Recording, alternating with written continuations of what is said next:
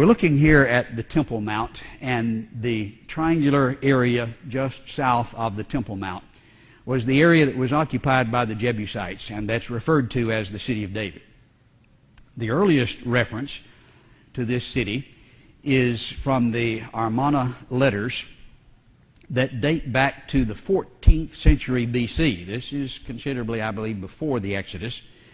And here is a letter from the ruler of Jerusalem to the Egyptian Pharaoh. And in the inset here, the white boxed letters, you see reference to Jerusalem before the Exodus. After, of course, the Exodus, after David and his people arrived, then we likewise see evidence. This is the way it has been reconstructed. This is the way they believe it appeared at the time David arrived on the scene. We see the irrigation system over on the right-hand side. I think the Pool of Siloam down at the bottom. Up at the top we see the temple that was ultimately built by Solomon, and David's palace there below that. The thing that came under first investigation by Cahill and by others was the area that's referred to as the stepped structure that the arrow is pointing to. Obviously something is going on here. Cahill tried to say it was built by numbers of different people over hundreds of years. Shiloh refuted that by sinking the square shaft that you see up at the top, and with that shaft showed that the whole thing was interconnected and interdependent and had to be built at the same time, not over long periods, but was built by the Jebusites and was there at the time David arrived. On the foot of this sloping stepped structure, which is the foundation of obviously something that had to be really big. What needs that kind of a foundation? It's been estimated maybe a 6-story building. You wouldn't need that much foundation without it. On the foot you see later buildings, and this dates back to the end of the First Temple period, just before the Babylonians marched in. Let's move back in history to the water shaft. That's mentioned that Joab went up to conquer the city. 1 Samuel chapter 5. Whoever goes up, climbs up by the way of the water shaft, defeats the Jebusite. There's been a lot of questions about this and some things that were proposed as the water shaft that really weren't. But there was an irrigation system, a spring, we'll look at that in just a moment, in the city of Jerusalem. And water from that spring ran down the outside edge, and then there were holes that allowed the water to go out into the fields to irrigate. Well, Joab went through one of those holes, came up that water shaft, and then into the city. Today, you can walk right down that water shaft, as my wife is doing here.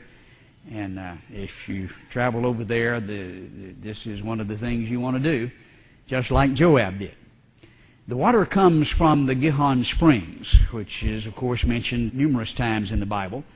It provides water for the city of Jerusalem, one of the few sources of water in Israel. And it's a very prolific spring. Mentioned in 2 Chronicles 32, it was Hezekiah who stopped the upper outlet of the waters of the Gihon and directed it to the west side of the city. They, of course, now occupy the city, and here comes Sennacherib, ready to attack the city, the Assyrian king. And okay, maybe they're going to come up the water shaft like Joab did, so we've got to protect this. And he did so with an outer wall, and by redirecting the water back to the western side of the city. Well, you look there at the spring and you can see the shaft that was cut where it's pointed toward the west side of the city, and we'll see where that shaft goes in just a moment. But there at Gihon, there was a tower that was surrounding it that formed a large area where Solomon was coronated. And we look to 1 Kings chapter 1. The king said, this is King David, "Take with you the servants of the Lord, have my son Solomon ride on my own mule, and bring him down to Gihon, where the springs are. Let Zadok the priest, Nathan the prophet anoint him. They blow the trumpet. Here's a big ceremony they're going to have. And it would be in this restored area in the center of this area pointed to by the arrow. That's where the spring is, and these towers were built around it to protect the spring." Well, they're not really towers. There's really just one tower, we have found out now since this picture was drawn. Where is this area where the coronation took place. There was a little room about 8 by 12 that the archaeologist said this is all it could be. David Alid is one of the archaeologists who's working there with us in the city of David, was listening to one of the tour guides say this and thinking about what he read in Scripture. There were mules in here. There was the prophets. There was a big ceremony. In this little room, this just doesn't make any sense. And he just kind of went berserk, they thought. Grabbed up a sledgehammer and started beating on a wall. He says there has to be more than this. And the wall was actually built that he was beating on by Queen Helena some 300 years after Christ. She's the mother of Constantine that made a lot of messes over there. He broke the wall down and it opened up into this huge area, not quite as big as this auditorium, but close.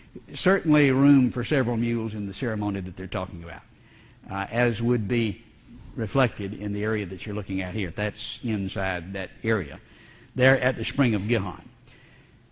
Water was also stored from the spring at a pool that we have determined dates back to the time of Melchizedek. But at the time Sennacherib came, they decided to fill it in because this was to protect the water from anyone who would be coming, and that's militarily significant.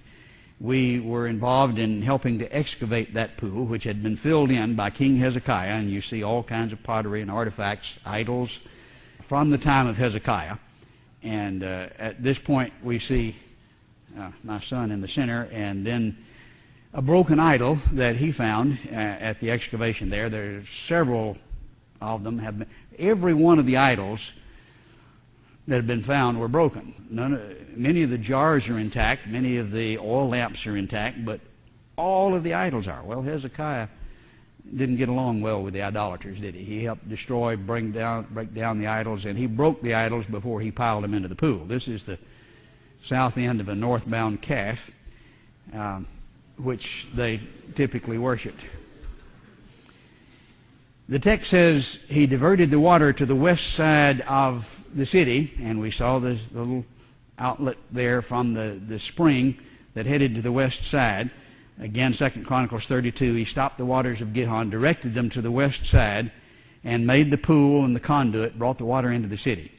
This is a diagram of what we're looking at. Here's the Gihon spring there in red, and the dark blue line is the tunnel that Hezekiah dug to redirect the water from the original course indicated by the light blue line, which he then protected by an outer wall, as we'll see.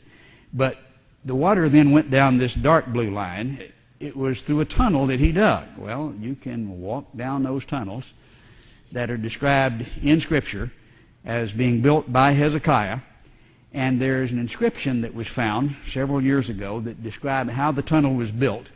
This is a picture of it. It describes beginning from either end, and as they approached, they could hear each other, and they finally met as axe was against axe. It gives the length of the tunnel. It's there, just like the Scriptures would indicate and as confirmed by the inscription. That tunnel continued down to the pool of Siloam, the text says in Scripture. Well, here's this little bitty pool that the tunnel goes to. Now, that was a puzzle because the pool of Siloam ought to be more significant than this, and it's just a little dinky thing that you can see here in this picture that the tunnel does go to, and the Scripture says, okay, it goes to the tunnel, but this is not much of a pool. And actually what's built around it is Byzantine. It's not really that old. What we found was that that's not the pool of Siloam. This blue, light blue area lower is a much larger pool. It's well over an acre that we found in 2004. But wait a minute, the tunnel doesn't go down to the big pool. Well, yes, it does. We found out last summer, as we helped excavate. The tunnel just kept right on going past that little bitty dinky thing that they've been saying is the pool of Siloam for years, to the big pool. Let's go back up to the Gihon Springs, where there were towers built around to provide it. And that tower, I think, is referred to in Scripture in Luke chapter 13.